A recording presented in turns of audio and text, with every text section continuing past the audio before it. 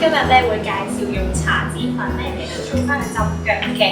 咁有咩功效咧？浸腳咧就可以舒緩到你嗰個腳部嘅血液循環啦，同埋特別係有香港腳啊，或者係主護手嗰啲都可以試下用茶籽粉浸嘅。材料方面咧就有白醋啦，同埋鹽。茶籽粉咧要大概10克左右，份量就大概咁多。然後白醋要少量啦，適量就 OK 啦。鹽都係少量。咁首先咧，我哋就會攞10克左右嘅茶籽粉。咁你會見到咧，大概係咁上下份量啦。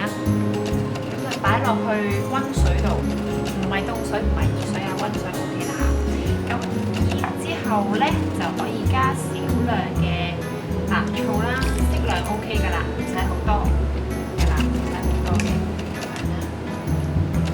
咁就攪勻佢咯喎。